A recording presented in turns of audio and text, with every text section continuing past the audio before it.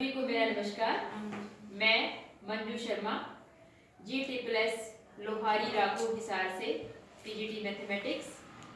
आज हम आपके साथ शेयर करने वाले हैं हमारी बनाई हुई एक TLM जिसका टॉपिक है नंबर सिस्टम। नंबर सिस्टम के अंदर हमारे सारे नंबर कवर होंगे, हमारे real numbers, natural numbers, rational numbers, irrational numbers, किसी भी तरह के नंबर हो सब हमारे कवर होंगे। दिखाओ बेटा ये वाला वो इनको दिखाओ।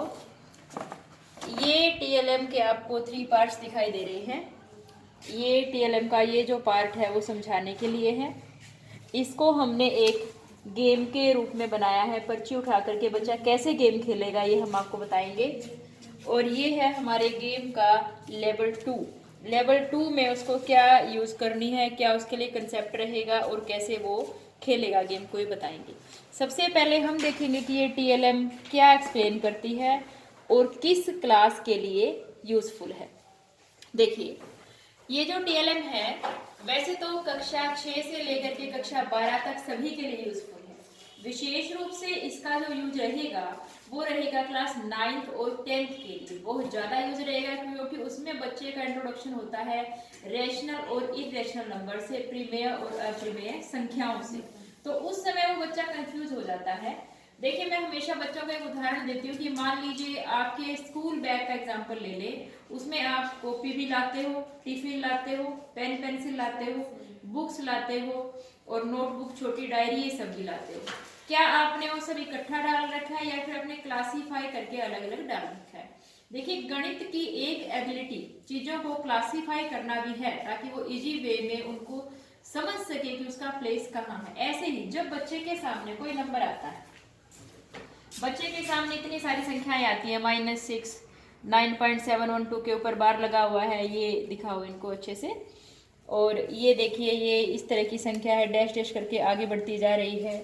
ये 0 भी आ गया है इसमें, ये कहीं 1/7 आ गया, कहीं कोई रूट वाला नंबर बच्चे के पास में आ गया, कहीं इसके 2 नंबर प्लस माइनस होकर के ऊपर नीचे प्लस माइनस डिवाइड होकर के जोड़ घटा गुणा भाग कुछ भी आ सकता है किन्हीं भी 2 नंबर्स का।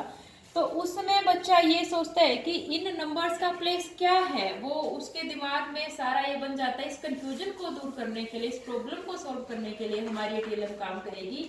अब मैं पहले आपको बताऊंगी कि क्या कंसेप्ट इसमें किस तरह से बच्चे के क्लियर होंगे। आप आइए मेरे साथ। देखिए सबसे पहले हमने हर एक नंबर के सेट को, इसके सेट क्या है? Set is a well defined collection of objects जिसमें वेल डिफाइंड चीजें हैं। कोई आप दो आंसर नहीं दे सकते कि मैं कुछ और कहूँ और आप कुछ और कहें। वेल डिफाइंड कलेक्शन होगा। हमारे नंबर भी सब ऐसे ही सेट है। पहला हमारा जो सेट है जिसको हमने इस लाइट ब्लू कलर के सर्कल से दिखाया हुआ है, ये है प्राकृत संख्या यानी कि नेचुरल नंबर्स। तो इसमें हमारे पास नंबर क्या क्या आते हैं? 1, 2, 3 से लेकर के इनफाइनेट तक हमारे नंबर हो गए। 1 से ये नंबर स्टार्ट हुए, 1, 2। कोमा क्या दर्शाता है कि 1 और 2 के बीच में कोई भी दूसरा नंबर नहीं है। 2 से नेक्स्ट नंबर है 3, 2 और 3 के बीच में कोई दूसरा नंबर नहीं है। तो ये प्राकृत संख्याओं का सेट हो गया। अब प्राकृत संख्याओं के सर्कल को ही एक्सटेंड कर दे, इसके नीचे ही हमने लगा दिया है नीले रंग का सर्कल। इसके ऊपर हमने लिख दिया पूर्ण संख्याएं और ये भी इसके साथ मिला हुआ। पूरे नीले सर्कल की बाउंड्री जब बच्चा देखेगा इस घेरे में, प्राकृत संख्याएं भी इसी घेरे में है, मतलब पूर्ण संख्याओं का ही एक पार्ट प्राकृत संख्याएं भी है। और इसके साथ केवल एक संख्या और जुड़ गई है और वो संख्या क्या है? 0। तो 0 को अगर प्राकृत संख्याओं में मिला दें तो वो बन जाती है पूर्ण संख्याएं यानी कि होल नंबर्स। इसी प्रकार पूर्ण संख्याओं में जब आप -1, -2, -3 से लेकर -इन्फिनिटी तक नेगेटिव वाले नंबर्स भी जब मिला देंगे तो देखिए ये अपना ऑरेंज कलर का जो सर्कल है, ये बाउंड्री रेडी हो गई है। ये बन गए पूर्णांक यानी कि इंटीजर्स। अब इन इंटीजर्स में नेगेटिव इंटीजर्स भी हैं, 0 भी है और नेचुरल नंबर यानी कि जिनको आप पॉजिटिव इंटीजर बोलते हो वो भी हैं। इन तीनों को मिलकर के बनता है पूर्णांक। इसी को जब आगे बढ़ा करके संख्या हम तैयार करते हैं P/Q फॉर्म में, PQ क्या है? पूर्णांक है यानी कि पूर्णांक बटे पूर्णांक। एक कंडीशन यहाँ हमेशा ही गणित में रहती है, वो आप बताएं या न बताएं वेल डिफाइंड होती है। बच्चों को तो हालांकि हम हर बार बताते हैं कि क्यू नॉट इक्वल 0, नीचे वाला नंबर हर यानी कि डिनोमिनेटर उसका कभी भी आपका 0 नहीं हो सकता। तो ये पीला जो सर्कल आपको बड़ा सारा दिखाई दे रहा है वो सर्कल आपका दिखाता है परिमेय संख्याओं को। ये डेसिमल के रूप में भी हो सकती है। डेसिमल के इसके दो रूप हो सकते हैं। देखिए, एक तो ये है कि एक नंबर रिपीट करता जा रहा है, डैश डैश लगा हुआ है। डेसिमल के बाद 555 3.555 ये नंबर है। 1/2 यानी p/q फॉर्म में भी हो सकती है। इसको इस फॉर्म में, इसको इस फॉर्म में आप कन्वर्ट कर सकते हैं। डिवीजन से ये भी आ जाता है कंसेप्ट बच्चे के पास। एक नंबर है 3.02 के ऊपर बार हमने लगा दिया है, 2 के ऊपर बार लगा हुआ है। बार का मतलब भी यही है कि 2 आगे रिपीट होता चलेगा। ये 778 778 ये भी रिपीटेशन वाला केस हो गया। ये सभी जो केसेस हैं वो परिमेय संख्याएं हैं। अब बच्चा ये ना सोचे कि यही परिमेय संख्याएं हैं, क्योंकि हमें ध्यान दिलवाना है बच्चे के सर्कल पे। पीले सर्कल के अंदर ही यानी कि परिमेय संख्याओं के सेट के अंदर ही पूर्णांक है, पूर्णांक के अंदर ही पूर्ण संख्याएं हैं, पूर्ण संख्याओं के अंदर ही प्राकृत संख्याएं। तो बच्चे को एक क्लियर विजन इससे मिलेगा कि इन संख्याओं का आपस में संबंध क्या है। वरना वो अब मैंने पूछ ही लिया कि भाई -3 क्या है, तो -3 वो ढूंढ लेगा कि ये पूर्णांक है। तो पूर्णांक है तो क्या ये परिमेय भी है? अब पूर्णांक से अगला ही सर्कल है परिमेय, परिमेय का पार्ट है पूर्णांक, तो बिल्कुल है। अब क्या ये एक प्राकृत संख्या भी है? तो प्राकृत संख्या का सेट तो इतना ही था, जाहिर है कि ये इससे बाहर है सर्कल से, तो -2 एक प्राकृत संख्या नहीं है। इस तरह से बच्चा क्लियर कर सकता है।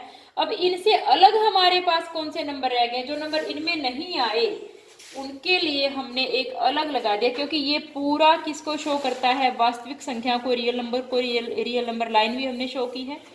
इसके दो पार्ट बन गए, एक पार्ट परिमेय संख्याओं वाला और एक बन गया अपरिमेय संख्या वाला। अपरिमेय संख्याएं कौन सी? जिन्हें आप p/q के फॉर्म में नहीं लिख सकते, जहां p के पूर्णांक ही होते हैं, q नॉट इक्वल 0 है। ये कुछ एग्जाम्पल्स भी हमने डाल दिए हैं। तो दो पार्ट बन गए इसके, अपरिमेय और परिमेय। परिमेय के ही आगे सब पार्ट्स बन गए हैं। अब कंसेप्ट बच्चों को समझ आ गया। अब आगे हमारे पास प्रैक्टिस के लिए क्या है, इसकी उसको प्रैक्टिस कैसे करवाई जाए कि उसका खेल खेल में ये टॉपिक पक्का हो जाए। देखिए, गणित में हमारा फोकस ये रहता है कि बच्चे को किसी भी तरीके से बर्डन महसूस ना हो, और बच्चे को सबसे अच्छा लगता है खेल। तो ये खेल हम कैसे करवाते हैं? कक्षा को कुछ ग्रुप्स में बांट देते हैं, 4-5 ग्रुप्स में, 2-2 3-3 बच्चों की टीम उसमें बन जाती है। तो कोई एक टीम जब गेम खिलवाती है क्लास में, हम तो केवल एक बार टीचर के रूप में बता देते हैं, फिर देखते हैं, ऑब्जर्व करते हैं, जहाँ जरूरत होती है वहां उसका यूज करते हैं। क्योंकि हमारे टीचर ने भी एक बार कहा था कि I will not give crutches to my students, मैं उन्हें चलना सिखाता हूँ बल्कि उन्हें सहारा दे करके आगे बढ़ना नहीं सिखाता। तो अब एक गेम आ गया है बच्चों का, ये लेवल 1 का गेम है। इसमें लेवल 1 में क्या है? एक सिंगल नंबर की पर्ची बच्चा उठाएगा। फॉर एग्जाम्पल उसने ये पर्ची उठाई, तो पर्ची पर क्या नंबर लिखा हुआ है? नंबर लिखा हुआ है 4। अब उसे पूछा जाएगा, बेटा 4 को आप कौन से सेट में देख पा रहे हैं? वास्तविक संख्याएं हैं सारी, तो 4 वास्तविक संख्याओं में, तो ये सारी संख्या हमने वास्तविक से उठाई हैं। अवास्तविक संख्याओं का परिचय 11वीं कक्षा में बच्चे के पास आता है, तो 10वीं तक के यूज के लिए हमने जो ये नंबर रखे हुए हैं केवल 10वीं कक्षा तक के रियल नंबर से हमने इसके अंदर डाल रखे हैं। बता देते हैं इंट्रोडक्शन के लिए, इसमें वो हमने नहीं डाले हुए नंबर। तो 4 को वो ढूंढेगा, यहाँ देखते देखते 4 मिल भी जाएगा। ये भी नहीं है कि नंबर अगर 10 था तो यहाँ नहीं ढूंढ पाया, डैश डैश का मतलब है अनंत तक है। अब उसने 4 देख लिया कि 4 को कह देगा कि ये नेचुरल नंबर है, प्राकृत संख्याएं हैं। अब ये सर्कल ही सर्कल के अंदर है, यानी कि 4 एक पूर्ण संख्या भी है, 4 एक पूर्णांक भी है और 4 एक परिमेय संख्या भी है। लेकिन वो ये नहीं है, और ये क्या है? अपरिमेय संख्या है। तो 4 का जवाब उसको मिल गया। ये सारे ही 4 के आंसर्स हैं और सारे सही हैं। अब हमने एक आंसर यहाँ पर लिख भी दिया है कि बच्चा चेक कर पाए, प्राकृत। यही क्यों लिखा? क्योंकि प्राकृत कहते हैं उसको पूर्ण का भी पता होना चाहिए, पूर्णांक का भी होना चाहिए, परिमेय का भी पता उसको होना चाहिए। ये संख्या इसके पास मिल गई है।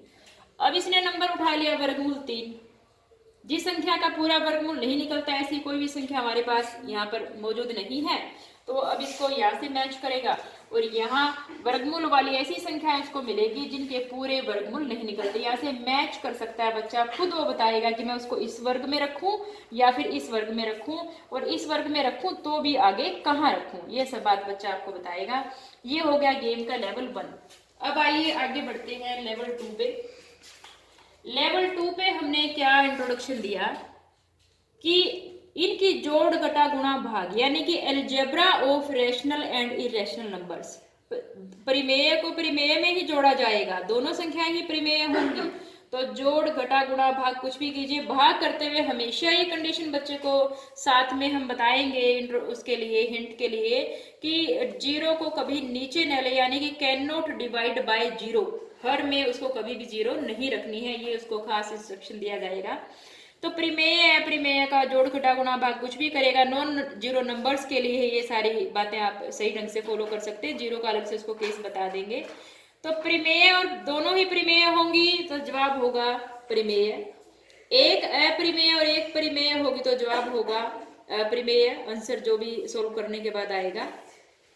दोनों ही अपरिमेय हो जाएंगी तो परिमेय या अपरिमेय में से कुछ भी हो सकता है। अब बच्चे सीख गया, उसको पता लग गया कंसेप्ट का, अब वो एक संख्या उठा लेता है।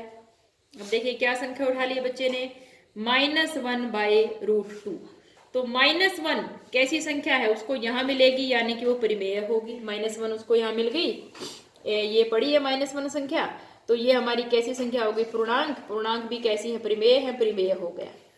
अब √2 वर्गमूल 2 उसको कहाँ मिलेगी, अपरिमेय में, तो एक लिया उसने परिमेय, दूसरा लिया अपरिमेय, इन दोनों को जब वो जोड़ घटा गुणा भाग, अब यहाँ भाग हुआ है जैसे दोनों का, तो आंसर उसका इसके हिसाब से क्या होना चाहिए, एक परिमेय और एक अपरिमेय, तो आंसर हो जाएगा अपरिमेय।